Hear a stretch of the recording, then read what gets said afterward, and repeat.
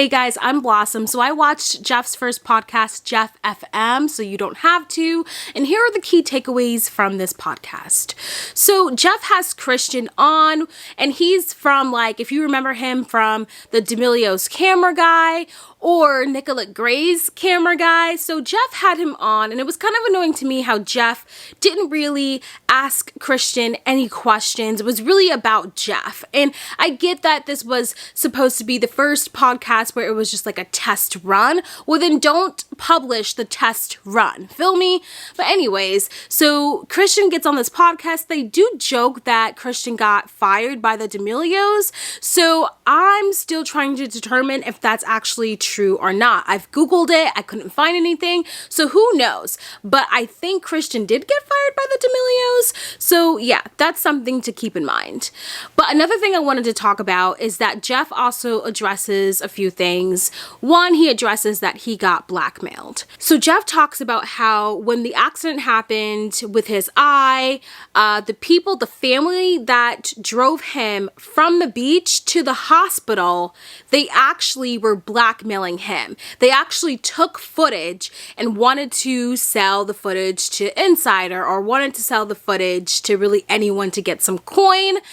And so Jeff kind of went back and forth with them. Jeff recorded them having conversations, basically of them being dirty douchebags. I didn't know this, that he got blackmailed by the family that drove him to the hospital. I mean, talk about, man, just having a heart, you know what I mean?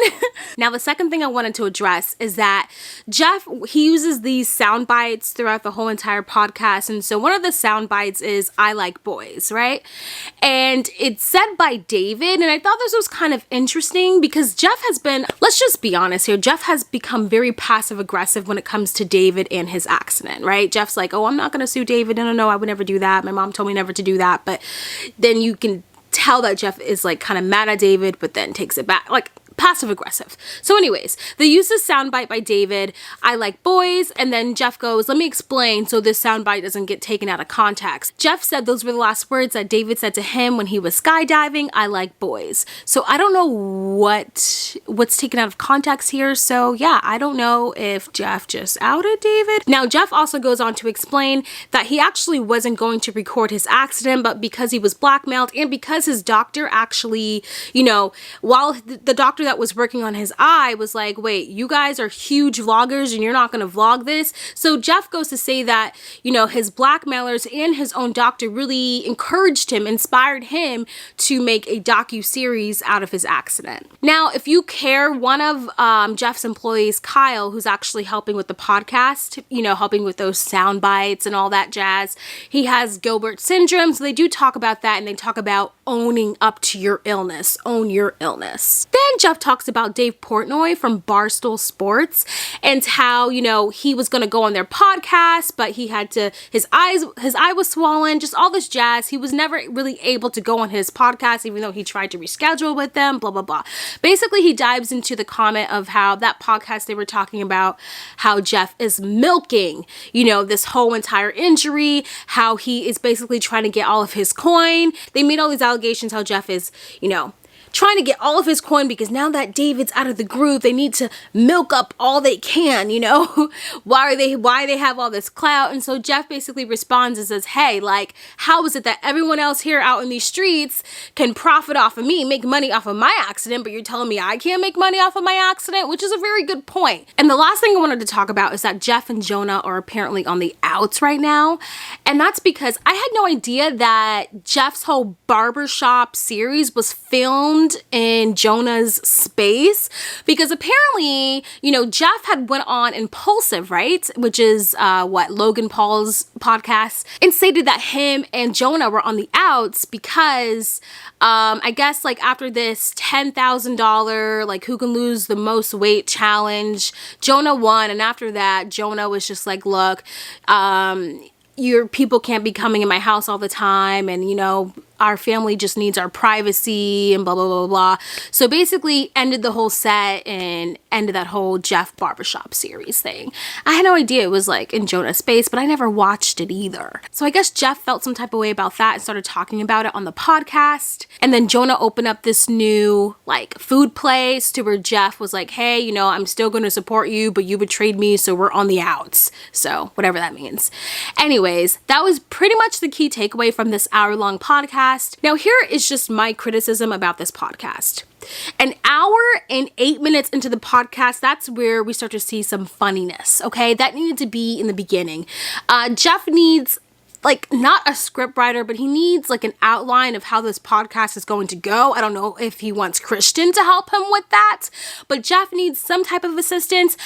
If Jeff ever sees this, like, look, this is what he needs to know. Christian was his guest, right? And I get Christian, it wasn't even planned. Christian actually was just dropping off Kyle, I think he said, and then Jeff asked him to sit in. Who cares? Christian is there. I wanted to know some things about Christian, and I know Christian, they joke, is a nobody, but look, he filmed for the D'Amelios, and now I don't know if he actually got fired by them or not recently, because I tried to Google that up, like I said, but either way, or he filmed with Nicola Gray. I would have asked questions like, hey, like, how is your relationship with Nicola Gray now? Anything, right? He had a guess and did not take advantage of it. And Jeff talks about, you know, his 10 employees, and I just felt like, I get this was a test run, but I'd rather have 2 really good bomb-ass employees who know what they're doing when it comes to a podcast, who can, you know, do sound bites on cue and all that shit, right?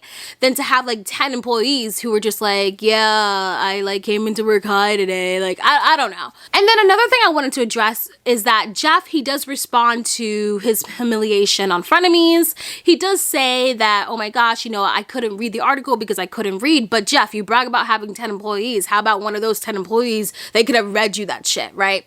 So there was just some things like the podcast, it was an awkward podcast. It was a boring podcast. And the hour and 8 minutes was the most interesting, but who the hell stayed an hour and 8 minutes, you know? So he really does need someone to outline it for him, and he needs to put the interesting stuff. Like, I wish he would have addressed all of these allegations like in the very beginning so we can like stroll along. And then I wish he would have just responded to just a lot of criticisms about him, but there's just so much he could have done with this first podcast, and he's going to defend this by saying this was just a pilot episode. We wanted to test things out, then maybe just don't publish the shit on YouTube yet. Jeff is taken for granted in a way that he's like the highest paid person on Patreon, but if you start to become very boring, these people are not going to start paying you $5 or whatever the hell they pay you every single month. So I think he just needs a team that is more experienced with the podcast life. Hey guys, editing me. I just wanted to mention that Jeff states that, you know, YouTube has age restricted his whole entire channel, basically. So this was another channel to where he could, you know, it won't have no age restrictions and it will get monetized. And he does thank his fans, everyone, for, you know, supporting him on Patreon as well. Just wanted to mention that. That is my opinion on the first episode of Jeff FM. If you'd like me to do another review on the second episode, leave a comment below. Let me know what you think. Thank you guys for watching, and I will see you soon. Bye.